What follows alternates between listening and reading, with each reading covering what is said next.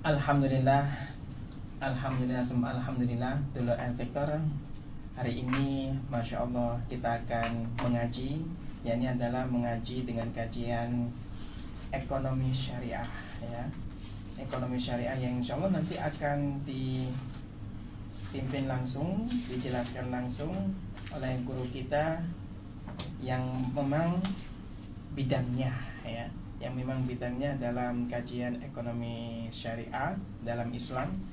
Ngaji ekonomi Islam bersama Dr. Haji Muhammad Khairul Anwar SAG MEI. Beliau adalah pengasuh Pondok Pesantren Darul Arqam Wonocolo, dosen ekonomi syariah Universitas Negeri Surabaya, serta yang kita kenal sebagai dai muda yang insya Allah luas wawasannya. Dulur Victor, saya di sini bersama Mas Helmi Ansori yang pastinya akan menemani Anda di Fajar Syiar kali ini. Anda juga nanti bisa bergabung dengan kami di 081234939390, 081234939390. Nanti Anda juga bisa mengikuti kajian pada pagi hari ini melalui Instagram Radio El Victor. Tulis saja Radio El Victor. Baik, dulur El Victor, berbicara mengenai ekonomi syariah tidak terlepas pula dari yang namanya produktivitas manusia dalam setiap hariannya. Bagaimana seorang manusia itu bisa mengimbangkan antara hidup dunia dan juga pastinya tidak harus mengimbangkan dunia saja, tetapi dia harus memiliki nilai lebih dalam urusan akhirat. Sebagaimana yang dijelaskan oleh para kiai-kiai bahwasanya dunia itu adalah tumpangan untuk menuju ke akhirat. Berbicara mengenai produktivitas dalam Islam, berikut ini adalah topiknya yang kita akan bahas. Baik, dulur Victor, mari kita sama bersama guru kita, yakni adalah Ustadz Khairul Anwar. Assalamualaikum warahmatullahi wabarakatuh. Waalaikumsalam warahmatullahi wabarakatuh. Alhamdulillah, bagaimana kabarnya? Alhamdulillah sehat, walafiat. Mudah-mudahan dulur Victor juga sehat semuanya. Alhamdulillah. Ya, kita rindu banget. Alhamdulillah. Insyaallah, Pak, hari ini semoga panjenengan serta keluarga diberikan kesehatan. Amin ya rabbal alamin. Setiap mampu untuk memberikan nilai-nilai Islam. Amin. Alhamdulillah. Monggo Ustaz. Baik, bismillahirrahmanirrahim. Assalamualaikum warahmatullahi wabarakatuh. Waalaikumsalam. Dulur El Victor yang kami hormati, syukur alhamdulillah pada kesempatan pagi hari ini kita bisa kembali bertemu bersama, berkumpul bersama walaupun secara virtual, ya. Mudah-mudahan ini tetap memberikan semangat bagi kita. Amin. Untuk selalu mendekatkan diri kita kepada Allah. Amin ya rabbal alamin. Berbicara tentang produktivitas, ya, memang ini adalah bagian dari perintah dalam Islam, ya, karena bagaimanapun kita hidup ini kan ya diciptakan oleh Allah untuk tidak berdiam diri, ya. Jadi produktivitas itu kalau dalam kamus bahasa Indonesia maknanya itu kemampuan untuk menghasilkan sesuatu. Ya, jadi kemampuan untuk menghasilkan sesuatu itu ukurannya bukan sekedar kuantitas tapi juga kualitas. Nah, makanya di dalam Islam kaitannya dengan produktivitas ini ada beberapa poin yang harus kita pahami. Yang pertama bahwa produktivitas itu adalah bagian dari amal soleh. Ya, terkait erat dengan amal soleh. Jadi kalau kita membaca Al-Quran atau membaca hadis kok ada kalimat amal soleh, maka di dalamnya itu juga termasuk produktivitas. Nah, ada beberapa ayat di dalam Al-Quran, bukan hanya beberapa, banyak ayat, ya. Bahkan kalau bicara amal soleh itu biasanya kaitannya dengan keimanan. Ya, contoh kalau umpama kita ambil salah satu dalam Al-Quran itu kan, wal asri ini kan.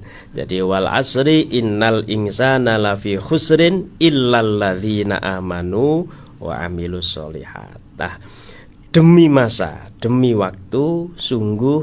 Nah, ini menarik dalam bahasa Arab ini, innal insana lafi khusrin. Innanya itu sudah taukid, sungguh, ya. Lafi khusrin, lamnya juga lam taukid, sungguh, berarti sungguhnya diulang dua kali itu kalau bahasa Indonesia boleh itu sungguh-sungguh kan gitu. Tapi kan bahasa Indonesia ada aturan sendiri. Nah, kalau kita pahami berarti ini penekanannya luar biasa. Sungguh manusia itu dalam kondisi rugi illalladzina amanu, kecuali orang yang beriman wa amilus sholihat, dan orang yang amal soleh. Termasuk di dalamnya adalah produktivitas ini. Maknanya apa? Kalau kita ngambil dari ayat ini berarti ya kita harus bisa sebaik mungkin memanfaatkan waktu yang ada. Waktu ini berjalan terus toh.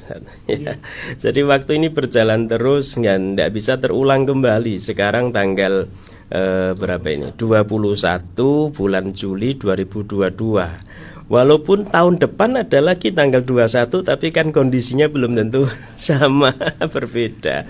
Sekarang hari Kamis, minggu depan ada hari Kamis, tapi kan kondisinya belum tentu sama. Nah, sehingga setiap perubahan hari, perubahan minggu, perubahan bulan itu harus ada hasil sesuatu yang kita dapatkan dalam kehidupan kita. Nah, ini makna produktivitas kalau kita hubungkan sama surat Wal Asri ini. Ya, gimana tidak Ustaz ya, dan dulur El Victor, kita ini umur kita ini kan jatahnya selalu berkurang ya. Allah. Nah, iya. Kalau umpama ya kita ini mohon kepada Allah diberi umur panjang, lo njaluk dawane sak piro kan gitu. Kalau umpama kita minta umur panjang diberi Allah 100, mau apa ndak? Dikasih 200 umpama, mau apa ndak? Itu kan masalahnya di situ. Belum tentu kita mau loh. Ya.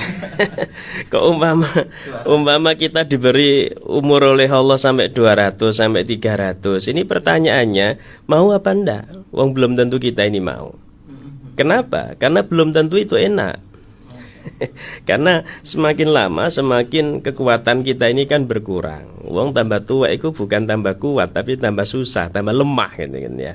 Sehingga jangan sampai kemudian kita hanya minta panjang umur, tetapi bagaimana kita bisa mempunyai kemampuan untuk memanfaatkan umur yang kita miliki ini. Dan itu diantaranya adalah bagian dari produktivitas itu. Ya, jadi bagaimana memanfaatkan umur kita sehingga menghasilkan sesuatu yang baik dalam kehidupan kita. Nah, inilah makna dari amal soleh ya. Makanya ngapunten ini saya sendiri itu senang kalau sholat itu senang baca Wal Asri.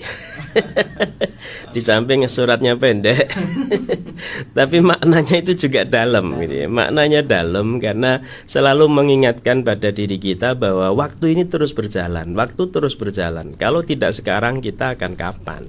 Ya. Besok belum tentu besok kita ini mempunyai kesempatan seperti sekarang. Ya, bulan depan belum tentu. Nah, sehingga bagaimana kita bisa memanfaatkan waktu dengan sebaik-baiknya, itulah bagian dari makna produktivitas. Nah, amal soleh. Urusan hasil ya udahlah serahkan kepada Allah. Bagaimanapun kita ini hanya bisa dan berhak untuk merencanakan, mengusahakan, ikhtiar, berusaha. Nanti hasilnya Allah yang ngatur. Makanya kan Allah juga mengingatkan pada kita wa quli i'malu ya fasayarallahu amalakum wa rasuluhu wal mu'minun. Sudah, lakukan saja, beramallah kalian. Katakan Muhammad ya, kerjakanlah, beramallah kalian. Kalau konteks produktivitas ya produksilah kalian gitu kan. Produktiflah kalian kan gitu. Nah, urusan nanti ya terserah, nanti Allah akan memberikan hasil. Dan tentunya hasil itu ya tidak akan jauh dengan bagaimana kita mengusahakan ya. Jadi Masya Allah, kalau kita bicara tentang ini maka kita bisa memahami Islam itu sangat mengajarkan kita dalam produktivitas ya. Sekali lagi bukan sekedar kuantitas ya, bukan sekedar kualitas, tapi bagaimana dua-duanya, baik kuantitas maupun kualitas itu. Contoh begini ya, ngitungnya sederhana, gampang saja Ustaz. Kalau umpama kita sekarang umur 40, oh kita tahajudnya jarang-jarang, Bapak ya. Nah, sekarang besok sudah umur 41 ya ditambah ya. Mungkin asalnya seminggu sekali ya ditambah jadi seminggu 2 kali. Nanti tahun depan tambah lagi seminggu 3 kali. Terus begitu. Yang penting ada perubahan menuju kebaikan. Nah, ini makna produktivitas juga seperti itu ya. Atau mungkin ya ngaji Quran biasanya seminggu sekali. Kemudian ditambah jadi seminggu 2 kali. Terus gitu, nggak usah banyak-banyak, nambahnya sedikit-sedikit tapi continue. Ya, sedikit-sedikit tapi terus ada proses penambahan. Ya, yang sekarang lebih baik dari kemarin, kan? Ya, itulah orang yang beruntung kan begitu. Jadi bukan sekedar sama, kita diarahkan untuk hari ini lebih baik daripada kemarin, besok lebih baik daripada hari ini. Sehingga kalau digambarkan secara grafik itu meningkat terus, ya, naik terus. Walaupun berat, pancene munggah itu ya abot. Ya, munggah itu ya butuh ngegas. Ya munggah kok gak digas ya gak munggah-munggah. Ya, pemenang munggah direm pisan. Nah, ini yang harus kita pahami bersama sehingga bagaimana kita memanfaatkan umur kita untuk produktif dalam kehidupan kita. Nah, kaitannya dengan ekonomi juga begitu. Ya, jadi produktivitas di dalam Islam itu juga terkait dengan bagaimana kita ini bekerja. Ya, bagaimana kita ini ikhtiar untuk memenuhi kebutuhan kita. Itu juga bagian dari produktivitas dalam Islam. Jadi kita ini diajarkan pokoknya bergerak. Bergerak ini ya, bergerak itu kan maknanya berusaha. Produktif maknanya ya. Kalau kita produktif, bergerak gitu pasti ada hasilnya nanti. Ya, pasti ada hasilnya. Kita ini kan kadang-kadang belum bergerak sudah mikir nanti jangan-jangan begini, jangan-jangannya terlalu banyak. Jangan-jangannya terlalu banyak, akhirnya nggak bergerak. Akhirnya nggak jadi bergerak. Nah, jadi dalam ekonomi juga begitu. Jadi begini, kalau kita berpikir secara ekonomi ya, di dalam Islam itu sebenarnya mengajarkan kita ini berdaya di bidang ekonomi. Berdaya. Ya, kalau bahasa gampangannya ya mengajarkan kaya lah. Tetapi kan jangan hanya dimaknai kaya harta saja kan tidak. Sehingga kalau dalam bahasa saya berdaya di bidang ekonomi. Kenapa Islam mengajarkan begitu? Walaupun tidak secara spesifik ya, tidak secara khusus mengajarkan kaya, tetapi di dalam Islam itu banyak sekali ajaran-ajaran yang syaratnya harus kaya dulu. Nah, contoh zakat itu kan. Zakat itu kan ada aturan nisab. Ya kalau bahasa saya aturan nisab itu ya aturan ukuran kekayaan dia kan gitu. Kaya apa enggak? Untuk orang yang kaya. Iya, berarti kan bahasa gampangnya untuk orang yang kaya. Ada kewajiban haji juga begitu. Apalagi zaman sekarang haji ya enggak gampang. Di samping kaya juga butuh kesabaran karena waktunya kan panjang gitu kan ya. Belum lagi ya kelihatannya mungkin itu kegiatan-kegiatan ritual, tetapi juga butuh kekayaan. Ya, sholat itu butuh kekayaan. Ya, kalau kemudian kita nggak punya kekayaan untuk apa ya mencukupi kebutuhan kita, sholatnya juga khusyuk. Sholatnya gak khusyuk. Ini Allahu Akbar bukan khusyuk kepada Allah, tapi mikir kok mangan opo iki lah. Kok bayar SPP anakku gawe opo dan lain sebagainya ya.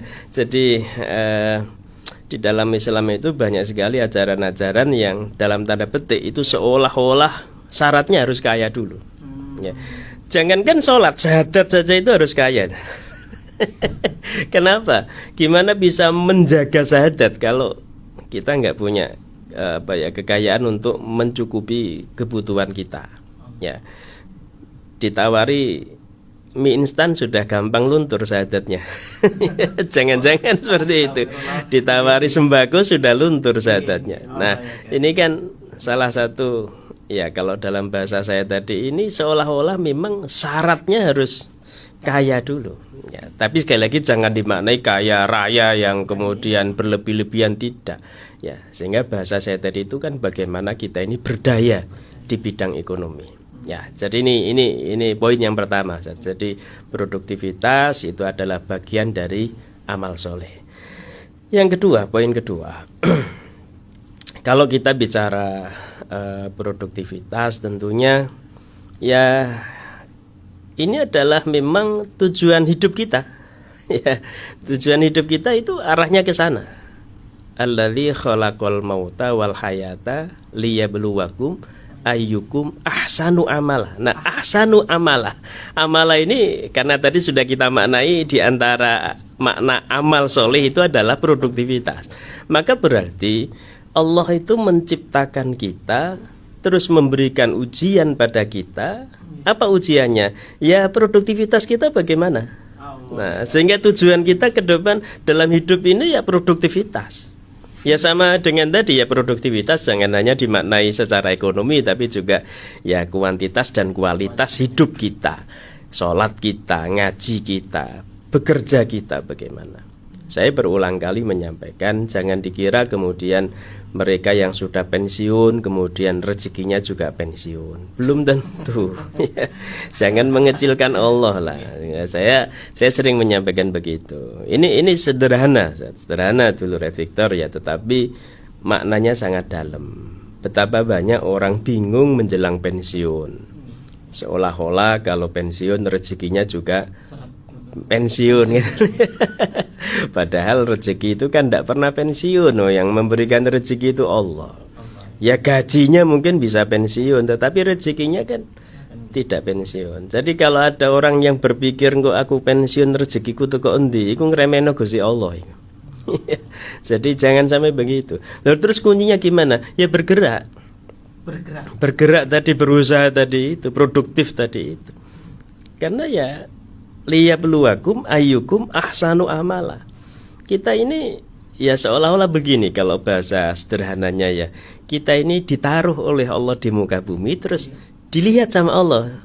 Iki lapar iki. Nah, gitu kan. Ya apa iki? Dikai ngene ya apa? Dikai loro titik ya apa? Dikai rezeki sakmene diapakno.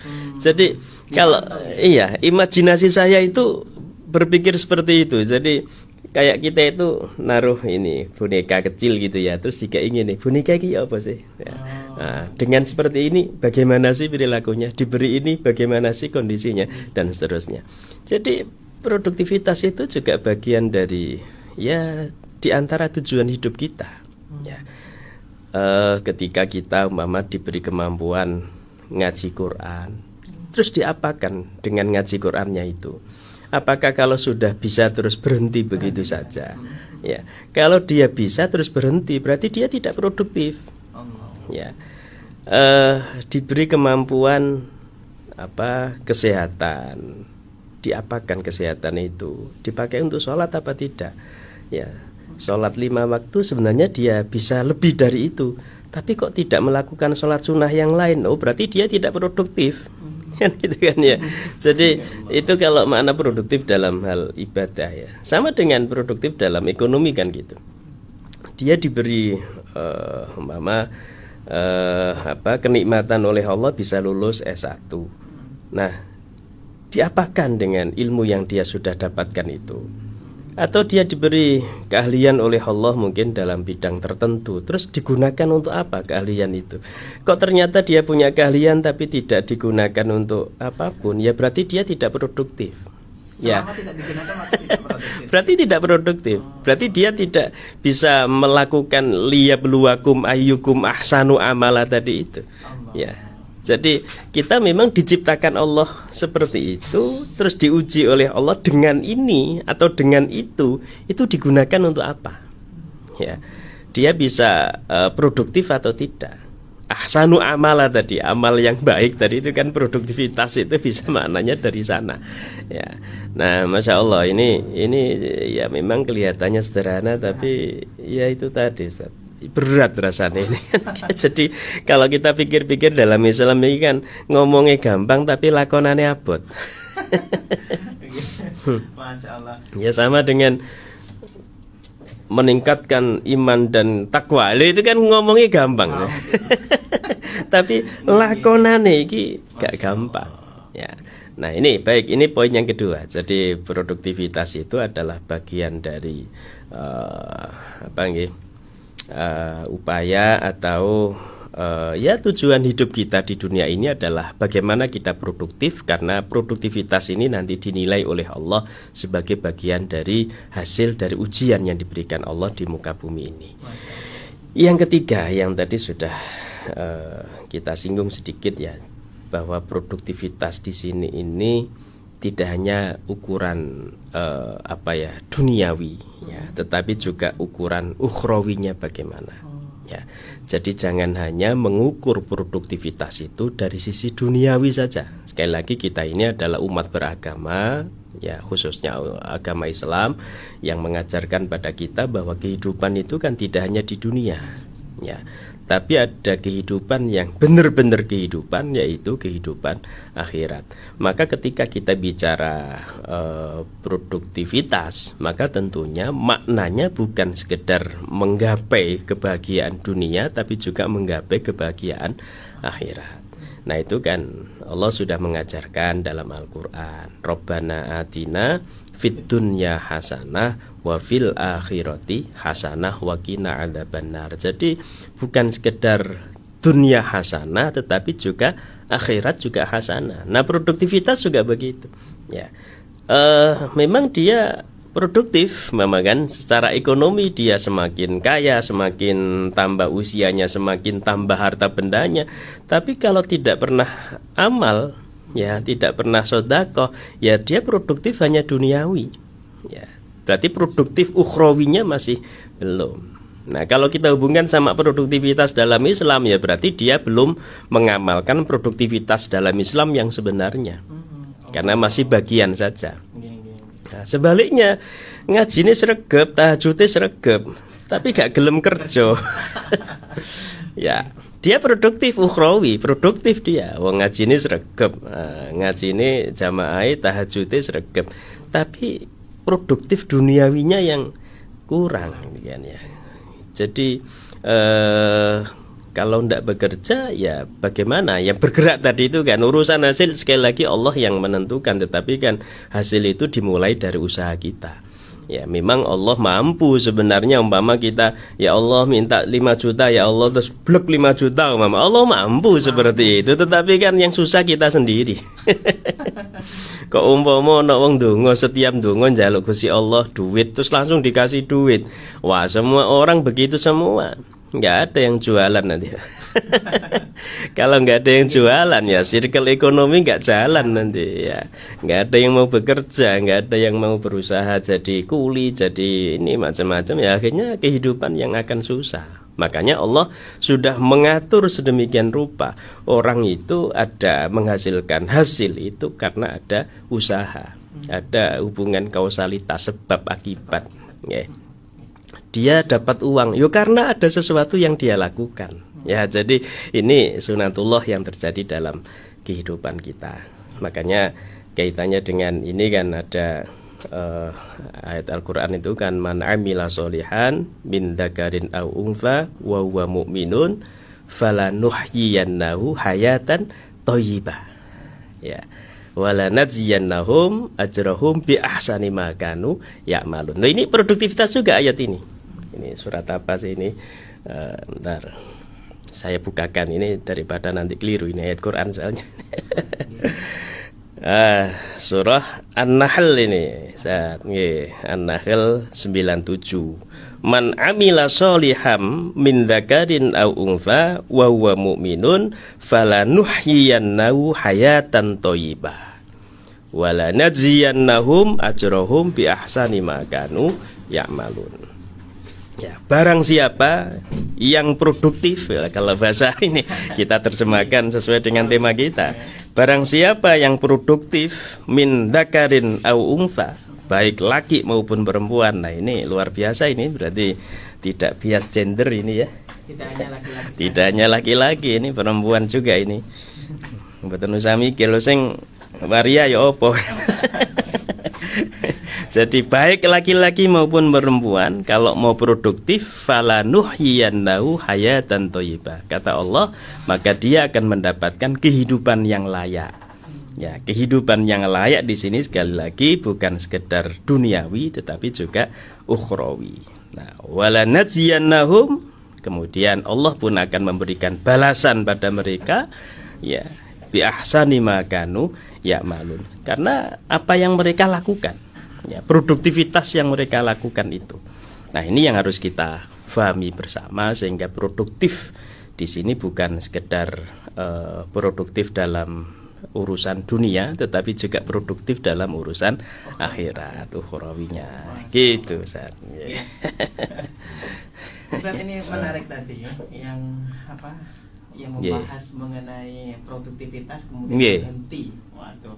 Ini kalau misalkan mempunyai ilmu kemudian dia berhenti, apakah itu tandanya orang tidak bersyukur? Bisa jadi karena dia tidak menggunakan nikmat Allah itu sesuai dengan peruntukannya.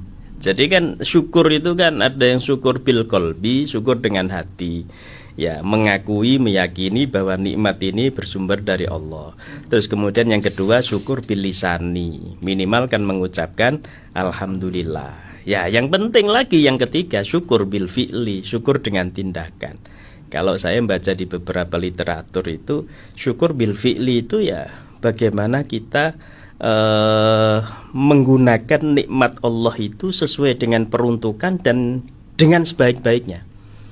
Ya, jadi bagaimana menggapai ridha Allah.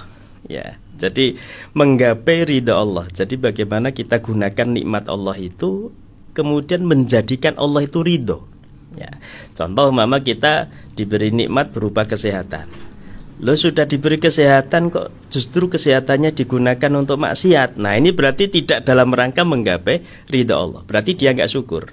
Ya, diberi kenikmatan lulus S1. Nah, ini kan lulus S1 berarti dapat ijazah S1. Lo kok tidak digunakan sebaik-baiknya? Berarti dia tidak dalam rangka menggapai ridha Allah. Karena tidak menggapai ridha Allah berarti dia tidak bersyukur. Nah, sehingga bisa juga itu bagian tidak bersyukur. Begitu Pak Ilmi.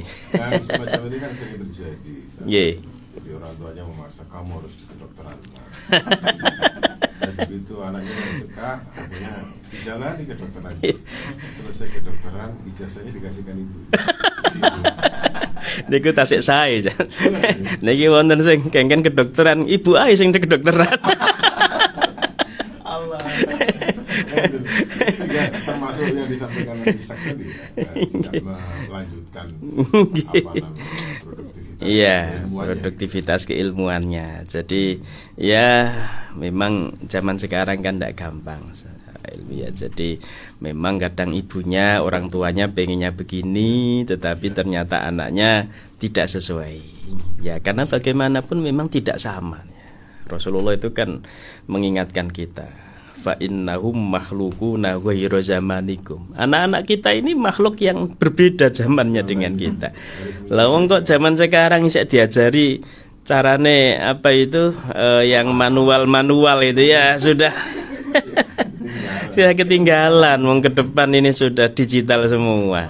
Ya, jadi ya ini tidak ini ya banyak bukan berarti menyalahkan cara mendidiknya orang tua, tetapi sekali lagi masing-masing anak itu kan berbeda.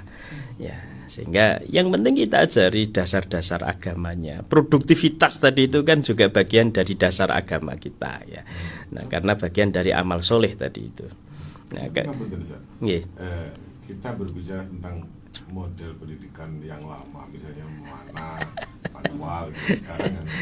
Dan kalau dibilang apa namanya hasil, kemanfaatannya kok lebih yang manfaatnya lama.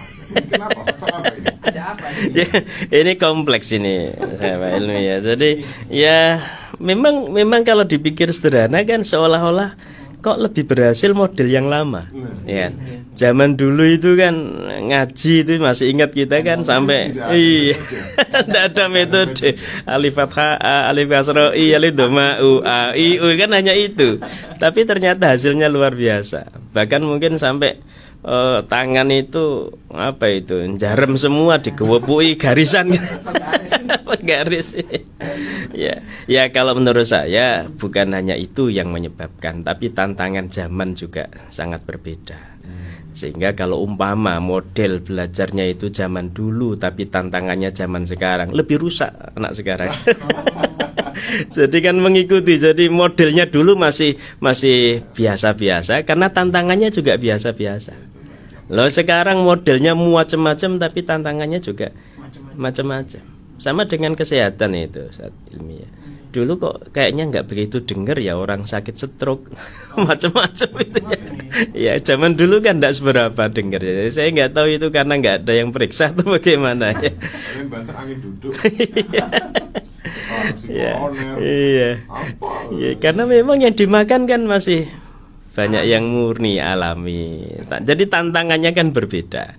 Makanya ya tadi ya fa innahum makhluquna ghairu zamanikum. Jadi anak kita ini memang diciptakan oleh Allah yang di zaman berbeda dengan zaman kita. Nah, ya ngapunten saat ini. Dulu itu contoh sederhana ya. Nyari gambar porno dulu itu kan enggak gampang. Ya, waduh sekarang nggak usah nyari aja ditawari muncul sendiri, buka internet gitu aja udah muncul ya iklan-iklan itu kan. Ya, zaman dulu enggak, saya masih ingat dulu itu waktu ini ya, paling-paling ditawari di terminal penjual koran itu.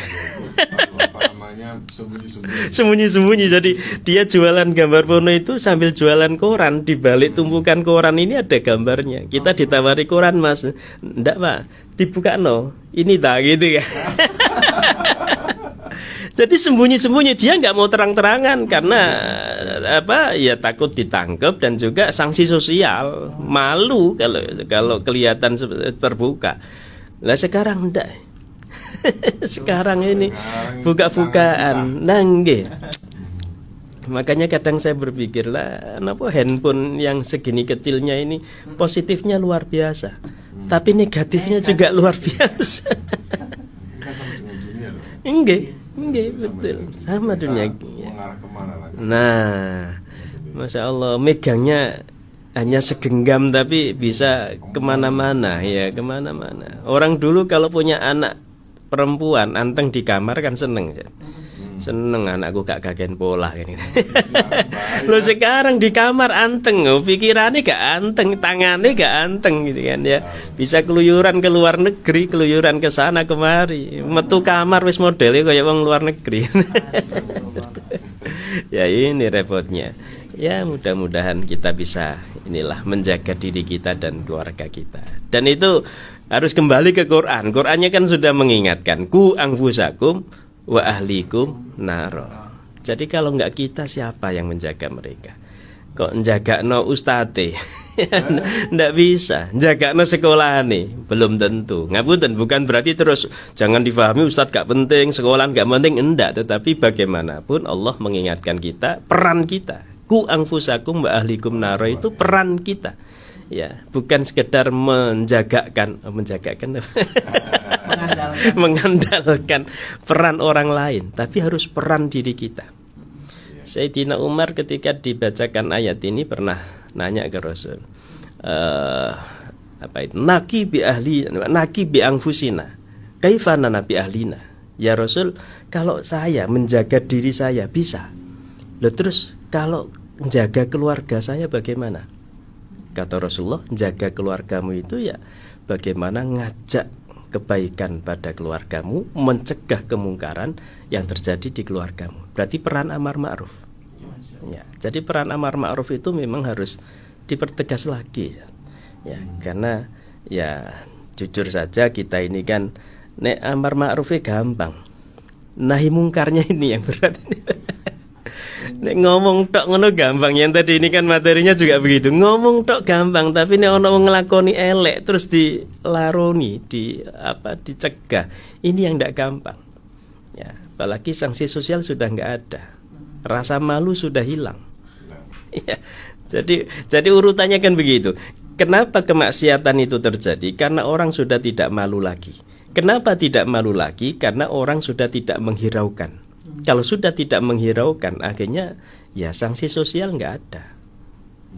Jadi sanksi sosial itu urut-urutannya sanksi sosial itu akan mengakibatkan masyarakat malu.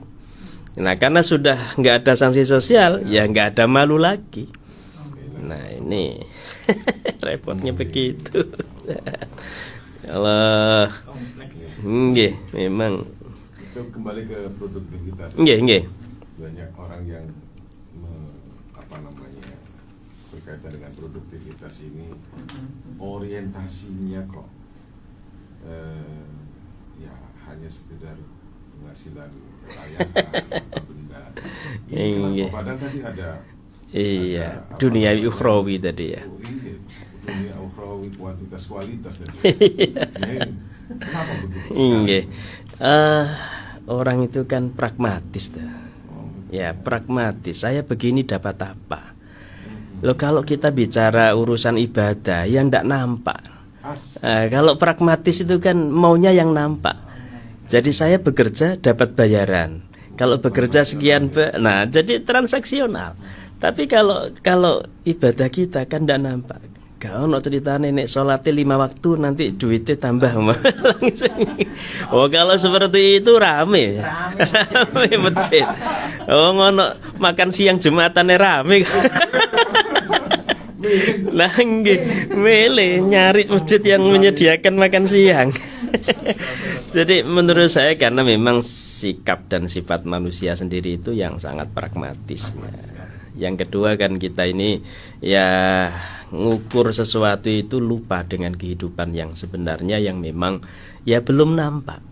Ya kita ngukurnya yang kelihatan saja. Ini masalahnya di situ. Jadi masa depan kita ini masih belum menjadi bayangan dalam diri kita. Ya masih kurang lah. Ya pertimbangan ukhrawi itu. Makanya di dalam Al-Quran kalau pemahaman saya itu banyak sekali yang mengajarkan masa depan. Ya terkait dengan surga, terkait dengan neraka itu kan kehidupan masa depan. Ya kalau bagi mereka yang keimanannya kurang ya itu dianggap dong karena belum terjadi, apalagi kalau dihubungkan yang orang-orang yang sok ilmiah ini ya. Sesuatu itu kan harus bisa diobservasi, bisa dianalisis secara logika macam-macam ya. Tidak semua ajaran agama itu kan bisa dilogikakan. Makanya ukuran pertama itu bagaimana keimanan kita, bukan bagaimana pemikiran kita. Ya. Kalau hanya mengandalkan pemikiran ya logika saja yang main. Kalau hanya logika saja ya sudah, surga neraka nanti pikirannya belakang nanti. Repot kalau seperti itu. Ya. Nggih. Kita berisi jalan. Nggih. Monggo. Dulur, jangan kemana-mana. Insyaallah kita akan lanjut lagi sesi tanya jawab. Ajukan pertanyaan Anda melalui nomor kita. Baik, Dulur Victor, kita lanjutkan kembali. Sudah ada beberapa pertanyaan masuk, Ustaz. Ya. Kita coba perhatikan yang masuk pertanyaannya lewat WA dulu ya. Iya. Baik. Yang lain juga silakan nanti masuk di 081 232 081 234 93 93 90. Ya. Baik. Ini berhubungan dengan tadi yang bermain WA dari Ibu Tina di Krian ya. Mau nanya bagaimana hukumnya jika suami sering merayu perempuan-perempuan lewat WA? Macam ya. Nah ini bagaimana? Apakah produktivitasnya? Jadi kalau dihubungkan sama produktivitas ya berarti tidak produktif. Tidak produktif ngerayu ibu ini. Apalagi yang dirayu sudah punya suami lah ini. Jadi sebenarnya tidak hanya bahasanya merayu ya. Jadi bagaimanapun kita sudah diajarkan bagaimana cara berhubungan dengan yang bukan muhrimnya. Saya kira ini adalah pelajaran-pelajaran dasar dalam ajaran Islam. Ya, kalau kemudian ibu tadi nanya hukumnya, ya sebenarnya mau pakai WA, mau berhubungan secara langsung face to face atau melalui media lain, ya tetap sama hukumnya kan. Karena kan ya itu perilaku yang hanya media saja yang membedakan. Ya, sehingga apapun itu yang kita lakukan, mau pakai WA mau langsung, kalau memang itu jelas-jelas bertentangan dengan ajaran agama, ya kita harus mengakui itu sebuah kesalahan. Ya, kalau kemudian lo tujuannya nyari istri yang kedua, Ustaz umpama lah ya. Enggak dilarang Ustaz itu kata. Alasan. Ya saya kira itu harus, ini banyak hal yang harus kita kaji kalau seperti itu kan. Karena bagaimanapun kita tidak menafikan memang Islam kan memperbolehkan nikah lebih dari satu, tetapi tidak semudah itu kemudian wis pokoknya nikah lagi, tidak semudah itu. Ada proses yang harus kita lakukan ini ya. Saya kira ini betul perlu topik tersendiri. Insyaallah. Tidak diperhatikan Allah takdilunya. Nah, Allah takdilunya. Loh, kita sudah berusaha adil, Mama. Ya, berusaha tetapi kan faktanya belum tentu bisa. Adil bagaimana? Iya.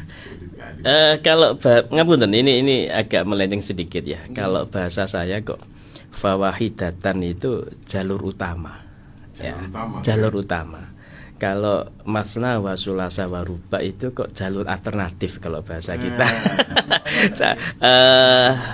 Analoginya begini, kalau kita mau ke Malang, jalur utamanya ya itu, kan ya itu jalur utamanya. Loh kok jalur utama ada macet? Nah, berarti kan kita harus lewat jalur alternatif. Nah, tapi jalur alternatif itu kan banyak polisi tidur, banyak polisi cepek, jalannya juga belok-belok, banyak kendaraan, macet, macam-macam ya. Sehingga kalau jalur utama lancar, kok ada orang milih jalur alternatif? Bahasa kasarnya, saking bodohnya dia itu. Nggak paham. Tapi kalau jalur utamanya kok macet, ya kenapa tidak nyari jalur alternatif? Tapi untuk pindah ke alternatif kan harus banyak pertimbangan. Ya, nah kalau poligami juga begitu. Jadi tidak asal-asalan langsung ke alternatif. Alternatif itu jalur berikutnya. Jadi ini kesalahpahaman yang harus dipahamkan ini. enggak, jadi jangan terus dikit-dikit loh ini diperbolehkan. Tidak semua diperbolehkan itu kan tiba-tiba kita lakukan. Ada proses yang harus kita lakukan sebelum melakukan yang dibolehkan itu. Ini jelas ya. Kalau Mas Ishak mau ya monggo, tetapi Jalan utamanya masih itu ya. Tidak ada kan. Semua berjalan baik. Tapi pesan saya ini kan kaitannya dengan keluarga juga ya. Kalau kita merujuk pada Al-Qur'an itu kan fa in ata'nakum fala tabghu alaihin nasabila. Kalau suami istri itu sudah berusaha sama-sama menjalankan kewajiban, ya aja digolek-goleki salahane. Lah, fala tabghu alaihin nasabila. Jangan mencari-cari kesalahan. Kalau mencari-cari kesalahan ya pasti ketemu. Wong menungso. Menus-menus kakean dosa. Ya, digoleki salah mesti ketemu. Wong lanang digoleki salah mesti ketemu. Wong wedok digoleki salah, iya pasti ketemu. Nah, jadi modus berarti. Kuatirnya kan gini, Mas Elmi. Engko cek iso golek jalur alternatif tak golek salah ya. Nah, kalau sebenarnya lah ya modus. Masalah. Jalur utama udan. Ini kan kemana-mana. Kita lanjutkan pertanyaan selanjutnya. Luar biasa ini. Kita diajak bermain analogi. Kita punya jalan utama ya. Hujan Mas. Kalau macet barangkali ada lagi. hujan kan tidak seterusnya tuh. Baik Ada ya. pertanyaan berikutnya ini. Selanjutnya ini ada dari Assalamualaikum, mau nanya Alhamdulillah wabarakatuh. bagaimana cara-cara untuk penyemangat agar lebih baik dan semangat terus ya dari Bu Vina. Produktif terus berarti ini ya, semangat terus.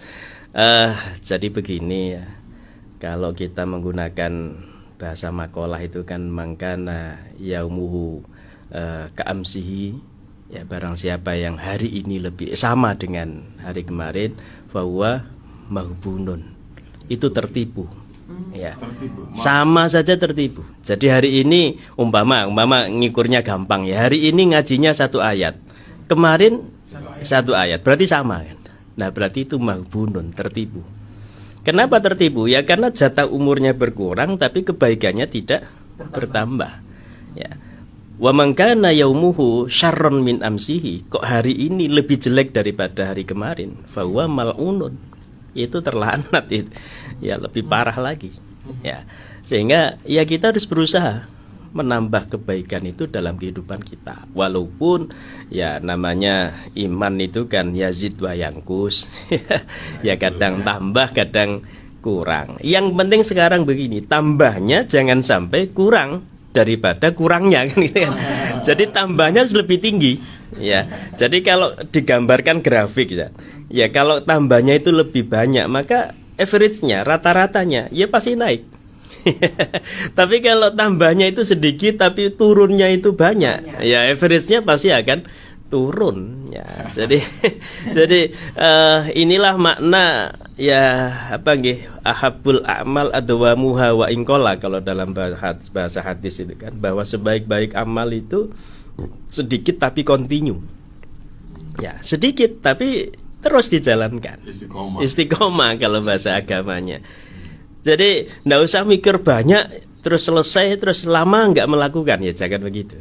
Ya yang penting sedikit terus tetap dilakukan, sedikit terus. Saya kira itu juga bagian dari penyemangat kita. Ya sama dengan kita biasa ngajari anak kita untuk belajar tiap hari. Jadi tidak sekedar nunggu ketika ujian. Jadi ketika ujian belajar, tapi kalau nggak ada ujian nggak pernah belajar. Kalau itu tidak istiqomah, nggak sering instan. Jadi saya kira itu bagian dari penyemangat kita. Kemudian yang kedua, menurut saya ya bagaimana kita bisa menghadirkan Allah dalam kehidupan kita. Inilah kalau dalam bahasa agama namanya ihsan. Ihsan itu antak butullah ka'annaka tarahu fa illam takun tarahu fa innahu yaraka. Jadi kita melakukan aktivitas apapun seolah-olah kita ini melihat Allah, seolah-olah kita ini di hadapan Allah. Tapi kalau kita nggak bisa menganggap begitu, ya fa innahu yaraka, kita harus menganggap bahwa Allah selalu melihat kita. Kalau bahasa saya, ya kita hadirkan Allah dalam kehidupan kita. Itu akan menjadi semacam pengawasan yang built-in, yang masuk ke dalam diri kita. Tanpa ada pengawas dari luar, kita sudah merasa diawasi oleh Allah. Ya, sehingga itu salah satu yang bisa memberikan semangat bagi kita untuk melakukan kebaikan. Saya yakin kalau kita bisa menghadirkan Allah dalam kehidupan kita, kita maksimal melakukan kebaikan, merasa dilihat sama Allah. Ya, tapi kalau kita melakukan kejelekan, ya kita berpikir 1000 kali yang merasa dilihat Allah. Makanya tahun berapa itu Mas Isa dan Mas Ilmi, saya pernah undang semacam diskusi seminar gitu, anak-anak muda SMA itu. Saya diberi tema pacaran dalam Islam. Waduh, ini temanya ini agak menjebak juga ini kan. Ini kalau langsung ngomong pacaran haram, wah ini Melayu kabeh teko Islam iki. Arek-arek muda kabeh. Akhirnya saya pakai teori ini. Jadi bagaimana menghadirkan Allah dalam kehidupan kita. Saya bilang ketika Anda berduaan itu tidak pernah berduaan. Selalu ada yang bukan hanya bertiga tapi berbanyak. Jadi kita berdua ditambah Allah pasti ada. 3 berarti kan? Ya, kemudian setan pasti ada. Berarti 4. Rokib atid dalam diri kita ada. Ya, rokib atid pada diri teman kita ada. 8. Jadi kalau kita berduaan itu minimal berdelapan. Kenapa saya bilang minimal? Karena tadi setannya hanya dihitung 1. Loh, setan itu tidak 1, banyak sekali. Banyak sekali. Berarti rame-rame. Akhirnya peserta yang anak-anak muda itu manggut-manggut. Iya. Berarti kita nggak pernah berduaan. Nah, ini salah satu ya implikasi ketika kita bisa menghadirkan Allah dalam kehidupan kita. Insya Allah kebaikan kita maksimal, semangat kita lakukan, ya, keburukan, kejelekan kita berpikir 1000 kali. Oke, saya kira itu, Mas. Sekalipun kelas. Nggih, nggak terasa. Saya ini ada akreditasi prodi juga ini. Nah, mohon doanya mudah-mudahan prodi ekonomi syariah UNESA bisa dapat unggul lah. Amin. Nggih, hari ini sama kemarin hari ini. Makanya nggih jam 8 ini saya harus ke kampus. Sini di Ketintang nggih. Nggih. Nggih, sami-sami. Nggih. Nggih, mugi-mugi dulur Elfittor semuanya selalu diberi kekuatan iman, kekuatan Islam, dan bisa istiqomah dalam menjalankan perintah Allah, meninggalkan larangan Allah. Amin ya rabbal alamin. Bismillahirrahmanirrahim. Allahumma sholli ala sayyidina Muhammad wa ala alihi washabihi wasallim. Alhamdulillahirabbil alamin. Hamdan syakirin, hamdan na'imin, hamdan yuwafi ni'amahu wa yukafi'u mazidah. Ya Rabbana lakal hamdu kama yanbaghi li jalali wajhikal karim wa 'azimi sultanik. Allahumma inna nas'aluka al-'afwa wal 'afiyah fid dini wa dunya wal akhirah. Allahumma inna nas'aluka al-huda wat tuqa wal 'afafa wal ghina. Allahumma 'allimna bima yanfa'una wanfa'na bima 'allamtana. Subhanaka la ilma lana illa ma 'allamtana innaka antal alimul hakim. Rabbana atina fid dunya hasanah wa fil akhirati hasanah wa qina 'adzabannar. Sallallahu ala sayyidina Muhammad wa ala alihi wa sahbihi wa baraka wa sallam. Walhamdulillahi rabbil alamin. Bismillahil Fatihah.